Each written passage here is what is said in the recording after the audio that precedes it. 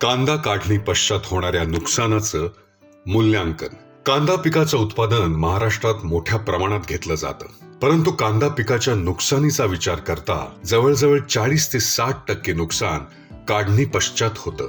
कांद्याचं काढणी पश्चात नुकसान कमी करण्यासाठी त्याचं मूल्यांकन होणं आवश्यक आहे. हे मूल्यांकन शेतकरी आपल्या कांदा लागवड क्षेत्रात स्वतः देखील करू शकतात. त्यासाठी पहिली पायरी म्हणजे कांदा काढणीसाठी कधी तयार आहे हे जाणून घेणं महत्वाचं ठरतं. साधारणपणे 30 ते 40% झाडांच्या माना पडल्या की कांदा काढणीला आला असं समजावं. हे मूल्यांकन करण्यासाठी लागणारं साहित्य: 1. मोजपट्टी, 2. रिबीन, 3. काठी, 4. क्रेट, 5. वजन काटा, 6. नोंदवही, 7. खुरप. सर्वप्रथम आपण कांदा लागवड केलेलं क्षेत्र निवडणार आहोत. त्यामध्ये 1 बाय 1 बाय 1 मीटर आकाराचे चौकोनी क्षेत्र आखावे. असे 3 चौकोनी क्षेत्र कांदा लागवड केलेल्या क्षेत्रावर घ्यायचे आहे. नमस्कार शेतकरी मित्रांनो, ज्यावेळेस आपण कांदा काढणार आहे त्यावेळेस आपण काय करायचं आहे की कांद्याभोवती असणारी माती पहिल्यांदा सैल करायची आहे.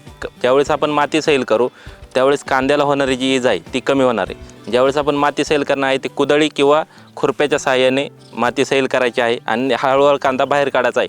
याचा असा फायदा होणार आहे की कांद्यावरचे जे पापुद्रे आहे की ज्याला आपण बाहेरील साल म्हणतो ती कमी प्रमाणात निघणार आहे आणि ती जर जास्त राहिली तर कांदा टिकवण क्षमता पण त्याची वाढणार आहे. शेतकरी मित्रांनो, आता तुम्हाला माहीतच आहे की आपण ज्यावेळेस कांदा काढतो तर त्यावेळेस कांदा कुठला जास्त टिकतो तर ज्याची साल जास्त वाढलेली आहे, ज्याचं ड्राईंग जो वेट मॅटर आहे की ज्याला आपण पाण्याचं पर्सेंटेज म्हणतो ते कमी झालेलं असतं. तर आपल्याला ज्यावेळेस कांदा साठवायचा आहे तर त्यामध्ये पाण्याचं जे प्रमाण आहे ते मेंटेन झालं पाहिजे, म्हणजे कांदा हा योग्य रीतीने ड्राय झाला पाहिजे. असा कांदा जास्त दिवस टिकतो. 3 दिवस शेतातच पातीने झाकून वाळवल्यानंतर कांद्याची 2 ते 3 सेंटीमीटर पात ठेवून कापणी करावी. मग त्यानंतर 2 ते 3 आठवड्यांसाठी कांदा सावलीत सुकवावा. सुकवून झाल्यानंतर प्रत्येक क्रेटमधील कांदे घेऊन त्यांची प्रतवारी 3 विभागात करून त्याचं वजन आणि वर्गवारीनुसार संख्या मोजावी.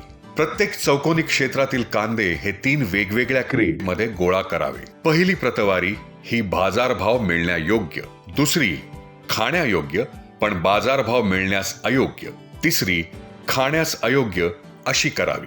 चाळीची निवड ही आपली योग्य झाली पाहिजे. जर चाळीची निवड आपली योग्य झाली तर आपली कांद्याची टिकवण क्षमता पण वाढणार आहे.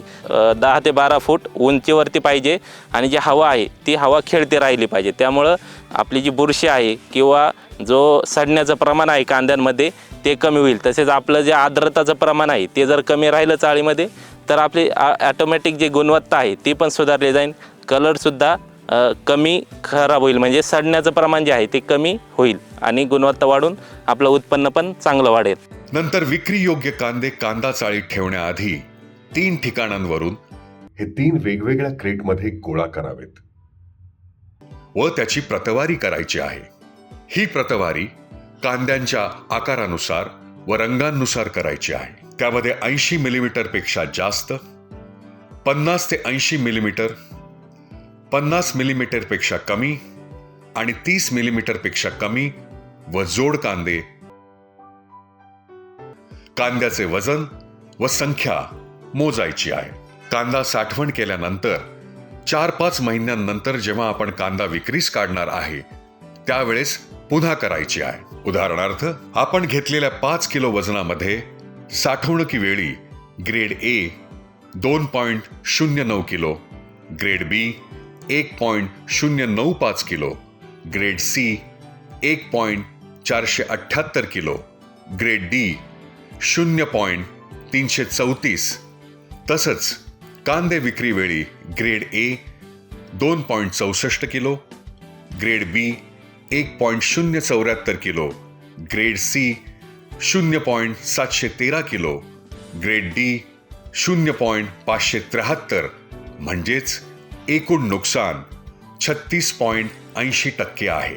तसेच कांदा संख्येनुसार आपण घेतलेल्या 5 किलो वजनामध्ये साठवणुकीवेळी grade A 18, grade B 12, grade C 21, grade D 7, तसंच कांदे विक्रीवेळी grade A 22, grade B 23, grade C 24, grade D 9, म्हणजेच एकूण नुकसान 25.86% आहे. या मोजमाप प्रक्रियेमुळे आपल्याला साठवणुकीदरम्यान कांद्याचं किती नुकसान झालं हे कळेल. अशा पद्धतीने शेतकरी कांदा लागवड क्षेत्रावरील काढणी पश्चात होणाऱ्या नुकसानाचं मूल्यांकन करू शकतात व काढणी पश्चातच्या तंत्रज्ञानाचा वापर करून कांद्याचं साठवणुकीत होणारं नुकसान कमी करून उत्पादन वाढवू शकतात.